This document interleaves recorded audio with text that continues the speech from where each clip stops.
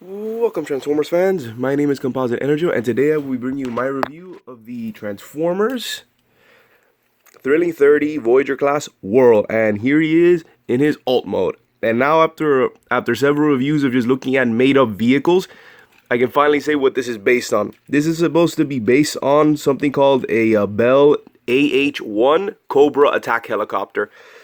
Oh, you have no idea how great it is to say that again.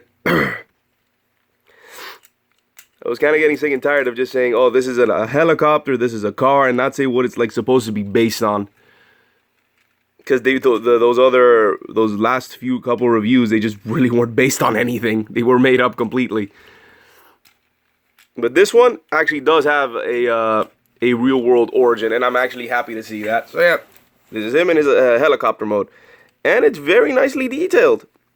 I don't lie, chock full of details. You can see the rivets, the panels, all the other stuff.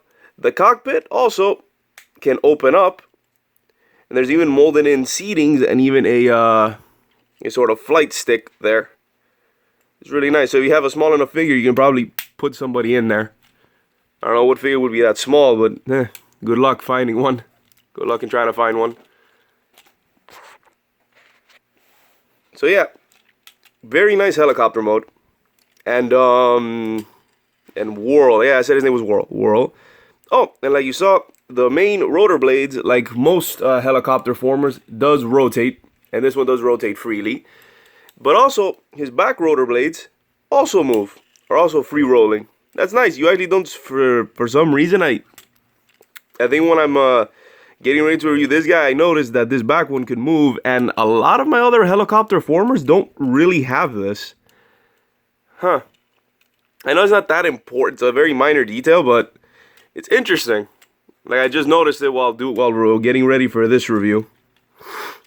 So yeah, that's pretty much his helicopter mode. Nothing else to really say. He does come with some accessories, which are this sort of Gatling gun, and this, I believe this is called a null ray. I think in the instructions this was called a null ray. But this is a laser cannon. And now that I have these two accessories out, there is something I have to mention. I actually mentioned Whirl before. I mentioned him before. All the way back in my Tomahawk review, I mentioned that that Tomahawk that I had lost the two guns, the two weapons that came with Tomahawk. So I decided to get the two accessories from Whirl and give them to Tomahawk so that he could have, you know, some actual weapons. And the two weapons were a missile pod and a sort of rocket launcher. It was a rack of rocket launchers. A missile pod and a rocket launcher there. So those are so the two weapons. So if you go back and watch my Tomahawk review, the two weapons that he uses, that he's using, are actually two weapons for a Whirl. So it's those two the missile pod, the rocket launcher, and then these two guns. Decided to give it to him because I don't know. I felt that Whirl didn't really need those two extra accessories. They were a bit much. I like just giving him these two. But that's just, you know, that's I mean, not everyone is the same. That's just me. So yeah, just be aware that he does come with two extra weapons, not just these two. He comes with two more. I just have Tomahawk borrowing them. So yeah, and these weapons you can pretty much put in any peg. You just peg them on anywhere, even down here. So you can have a little thing there, and in any way you want. This is a little bit more complicated, but you can, using this thing, you can clip it on these sort of areas. You can clip it there, wherever you want, or you can also use this and clip it onto the actual gun. So yeah, you have some options. The other two accessories can do similar things as well. So we put this off to the side, and let's get on to his transformation. So yeah, I actually really do like this helicopter mode. It's nice, it's simple. I find it to be a nice straight helicopter, and that's nice. Sometimes you don't need anything too fancy, but it is a nice looking helicopter mode. Now, okay, he's not a triple changer. I'm gonna say it right now, Whirl is not a triple changer. However, he does have another mode. The instruction, but it's kind of weird. I'll show you. Let me get onto his transformation first. Pop these out, pop these down. His transformation is also not too complicated. It might get you at first, but it's not too bad. Rotate these forward. Then push this down. Slide this forward, and then lift it until it clicks there. Same thing here. These will be his legs. All the way down, and then... Oops, maybe too far. There. Then rotate these back to give him the sort of chicken legs. I've also seen fans do it so that if you rotate it, you can have his more traditional G1 legs, but I don't like that, so I have him with the chicken legs. And then you have... Then you pull this out. Pull these out. Wow, this one's... There we go. This one's pretty stuck in there. And then you pull these out, and then you have the claws, which are on sort of gears. So when you move one, the other claw also moves. Okay, then the other thing would be to, not close that, take this piece, take the back here, fold it. Oh, but before that, you can actually push this entire assembly back. You push it back, take this, and then there's a peg here. You just peg it in there. And here we have him, not in his robot mode, but this is a third mode that he can achieve. The instructions call this the Heloped mode, and apparently I think both the original figure and the character can do this from time to time. And it's okay. It's neat, but like, would you really call this another mode? That's why I don't really acknowledge this as a I don't consider this another mode, or at least let me clarify. This mode does not make him a triple changer. That's sort of what I'm saying. I'm not acknowledging Whirl as a triple changer because this doesn't count. This is just him halfway transforming. He's transforming halfway, so that I guess I can sort of imagine him sort of using this to sort of hover around and to sort of grab stuff. Or use his weapons to, to fire, so that he can transform back and forth more quickly. I kind of see this as sort of a rescue mode for some reason, where you can sort of hover in, locate, grab stuff, save some people, remove some boulder, and then go, go in and out. So that he doesn't have to go full helicopter or full robot. As I said, it's silly, but it's a nice little nod to the original figure, and I guess to the character as well. So let's actually complete the transformation. And this is also done intentionally, because that slot is only meant for this mode. They added they did 2 extra steps for this mode specifically. So take that out and then slide this forward. Yeah, when you try to into robot mode, the legs have to be like this. So this slider and this peg were done specifically for that Heloped mode. So it is intentional, and it is in the instructions. The wings, you can actually sort of not break them, but sort of separate them and put them together like this.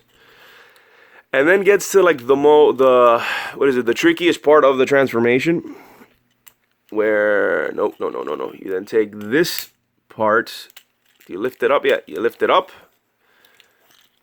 and then you have to separate. You have to like open up, then take this piece and rotate it like this.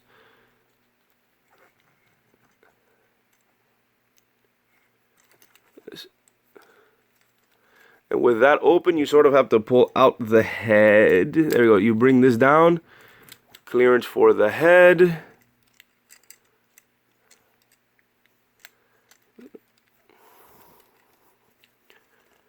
The head, you...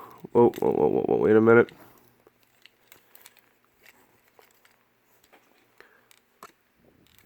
Yeah, like this.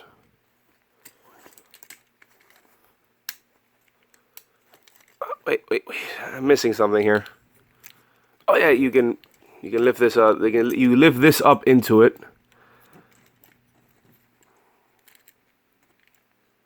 Is that right? Hold on 1 sec. Okay, I figured it out. Like I said, this is the one of the only tricky part of the transformation is this part. So yeah, with this separate, you then have to fold this up and push it into this. So it has to go into this assembly. Also fold that to the side. and then you peg these parts into like the side panels there. Same thing on this side. Leave it there. And then you bring this down, and I think does it peg into place? It doesn't really peg, but it like sort of snap. It has a soft snap that goes into there. And let me just double check some things. Yeah, this also doesn't click anywhere, but when this is closed, it'll stay put in place when it's connected properly. So there we go. And yeah, that's it. Oh, one extra step, and check this out. This is actually really cool. You can push this up.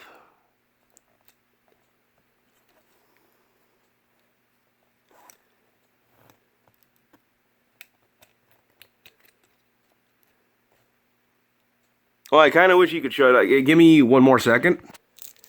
Okay, now I can show this off, because the only way you can show this off is with a little flashlight. It's okay. He has light piping, but look, there is a piece here that blocks this, that when you move this antenna, and I'm going to have this shining on here, you move the antenna, and boom! He does have really nice light piping, but I had to get a flashlight to show this off. There we go. So yeah, close this up, open it up, and you have it. That's actually a really nice detail, really nice little feature. Yeah, let me get a close-up on its head. And here's Whirl with his mono eye look. Yeah, I was surprised to see another character outside of Shockwave that also had a mono eye.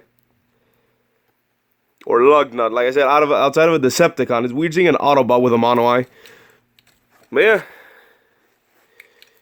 here he is in his robot mode, and it's pretty neat. It's a really neat, very G1 inspired, minus the legs, very G1 inspired. But like I said, I've seen fans do this. They give it a more G1 accurate look, but I prefer it like this. I really like the chicken leg look. Makes him stand out a bit more. So yeah. This is Whirl. Let's get on to his, this is his robot mode. And it's a really nice robot mode. I actually wasn't sure about this character, I think, at first, until I finally got my hands on him, and I was really impressed by it. I actually have, this guy's really fun. Let's get on to articulation. He has a ball joint at the head, really big ball joints. You can actually see he's got ball joints here. Ball joints here is like double ball joints. He has like weird movements. Rotation there. Double bend at the elbow. He has...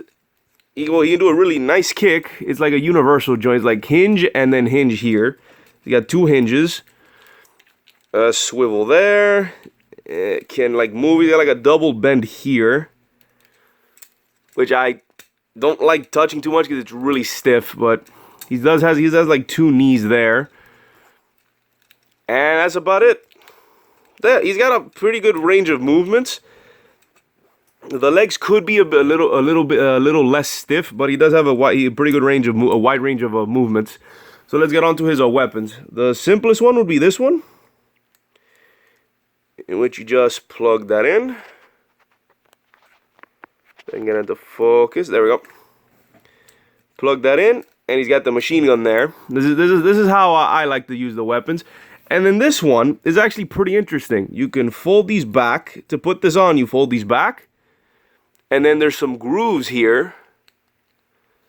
You just match this, line this up with this. Or the other way. And there you have them with an arm cannon.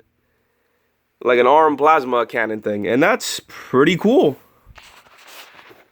That is actually really cool. That's a nice little touch. And I honestly feel that these two were more than enough for Whirl, and the other two were just bonuses.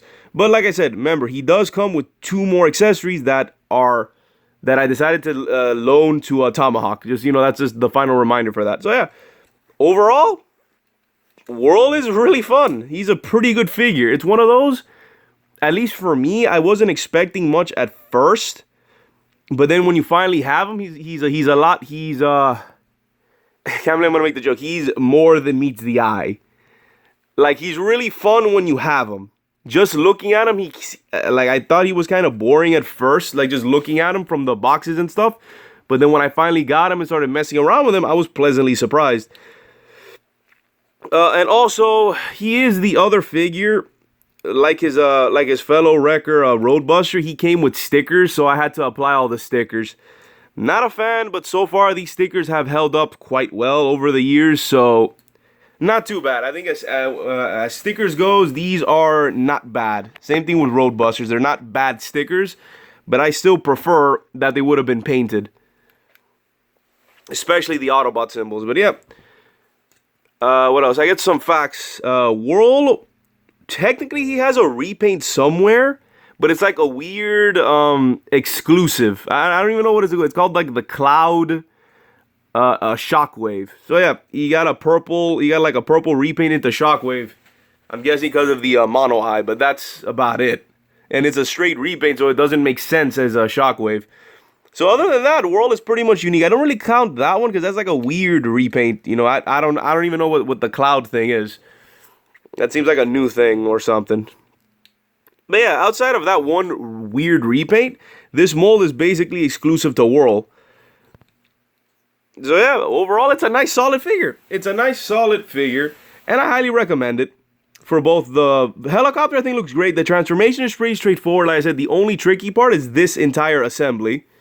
Is compacting this, but once you do that a couple times, it's pretty much a cakewalk. But yeah, really solid figure. So I might as well mention, because I've done it with the other wreckers, I might as well mention his personality.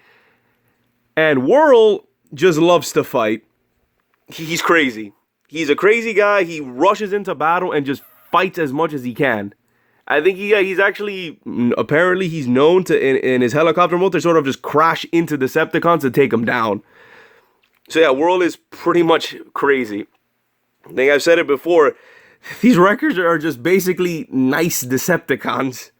Because they just love to fight. And yeah, he was part of the original Wreckers team from G1. That's another thing. With his buddies Sandstorm, Roadbuster, and Springer. And anything else? No, that's it. He's a fun, solid figure. He was one of the original Wreckers, and he's just great. He's solid figure. And last time I'm reminding, I'm just gonna bring this up. He does come with 2 extra weapons: the missile pod and rocket launcher that my Tomahawk is borrowing. Now, with all of that said. Awesome figure, highly recommended. Especially if you're trying to go for the Thrilling 30 Wreckers. Whirl is actually really cool. And I might as well mention now, since I've already reviewed all of the Thrilling 30 Wreckers, I think out of the 4 of them, my personal favorite is Roadbuster. Just by a little bit, it would be a Roadbuster. I do like him with all of his accessories. But Whirl and the others are still fantastic figures in their own right. Whirl is one of those surprising figures that I wasn't expecting him to be really good, but he's really good. And yeah, so this has been my review of the Transformers Thrilling 30 Voyager class Whirl. This is Composite EnerJoe signing off. Peace out.